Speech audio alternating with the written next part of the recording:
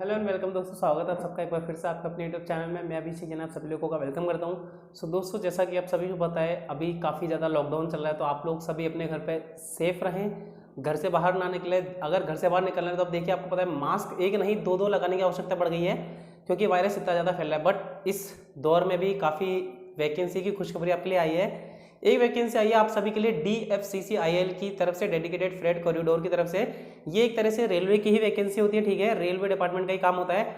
But यहाँ पे आपके लिए कुछ चीज़ें अलग हो जाती है, जैसे कि यहाँ जो वैकेंसी निकली है वो बीटेक डिप्लोमा और ITI के साथ कुछ वो वैकेंसी है, वो ग्रेजुएशन वालों के लिए भी है। तो इसमें मैं कह सकता हूँ टेक्निकल वैकेंसी के साथ कुछ नॉन टेक्निकल वैकेंसी भी है। ऐसा नहीं है कि नॉन टेक्निकल वालों के लिए यहाँ वैकेंसी नहीं है, बिल्कुल है। बट यहाँ मेनली जो वैकेंसी आई है वो है बीटेक डिप्लोमा और ITI वालों के लिए। सभी के लिए अलग अलग वैकेंसी है, सभी के लिए सिलेबस अलग अलग रखा गया है। बट अब किसके लिए क्या सिलेबस है डिटेल, तो ठीक है गाइस, आज की वीडियो में हम लोग बात करेंगे पूरा डिटेल सिलेबस में। आपको बताऊंगा कि डिप्लोमा वाले या बीटेक वाले या ITI वाले कितना डीपली उनका सिलेबस आने वाला है, कहाँ से कितने क्वेश्चन आने वाले हैं और वो उसकी तैयारी को किस हिसाब से कर सकते हैं। आपको पता है कि जून में जो एग्जाम की डेट दे रखी है, और देखिए जो DFCCIL है ज़्यादातर अपने एग्जाम टाइम पे कंडक्ट कराने के लिए जाना जाता है। तो हो सकता है कि ये एग्जाम भी 20 जून, जो भी डेट दे रखी है 20 जून, आई होप, मुझे पता नहीं है, जो डेट दे रखी है वो मैं आपको बता दूंगा देख के, उसी डेट पे एग्जाम होने के पूरे चांसेस हैं, ठीक है। तो अब हमें उसी अकॉर्डिंग तैयारी करनी पड़ेगी। जो हमारे पास 1 मंथ या 1.5 मंथ जो भी है, 2 मंथ मान के चलते हैं, 2 मंथ का समय, उसी 2 मंथ में हमें अपनी तैयारी पूरी खींचनी है।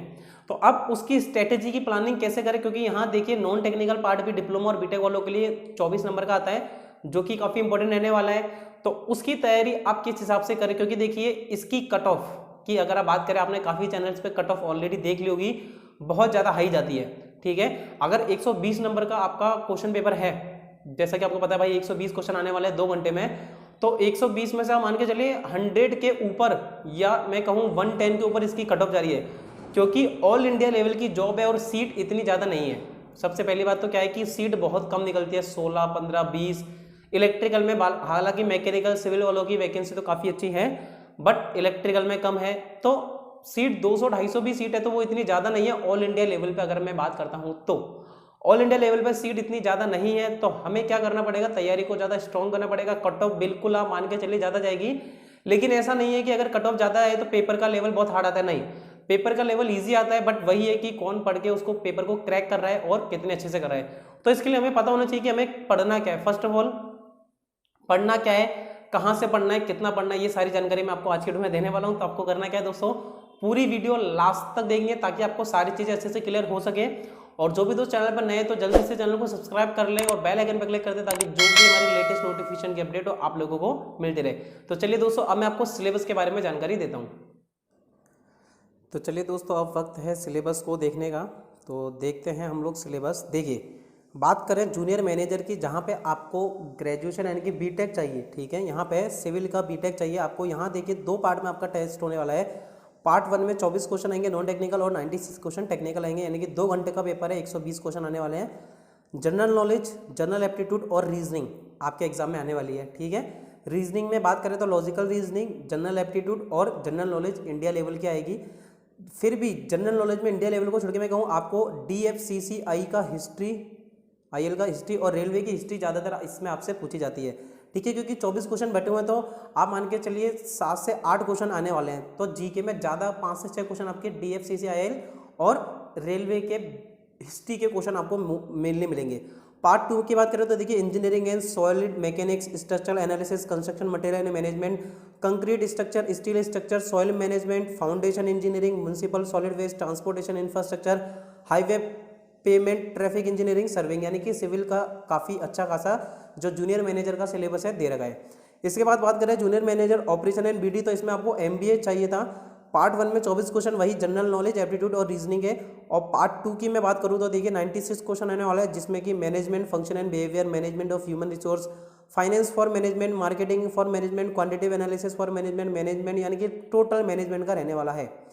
चलिए इसके बाद करें जूनियर मैनेजर मैकेनिकल की, तो देखिए वही पार्ट 1 24 क्वेश्चन कॉमन, 96 क्वेश्चन में देखिए mechanics, strength of material, theory of machine, engineering design and drawing, fluid mechanics, thermodynamics, engineering, material and manufacturing technology, machining and machine tool, metrology and inspection, electronics and communication, computer, basic quality management, mechatronics, basic electricity and magnetism.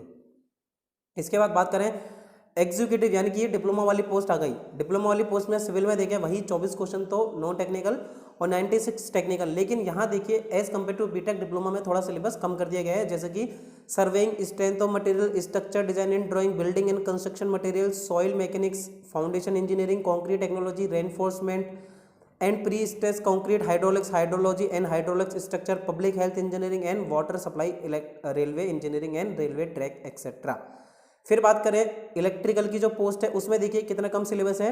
Circuit analysis के काफ़ी ज़्यादा question आते हैं, machine, electronics, measurement, control system, material system etcetera, ये सब question आते हैं।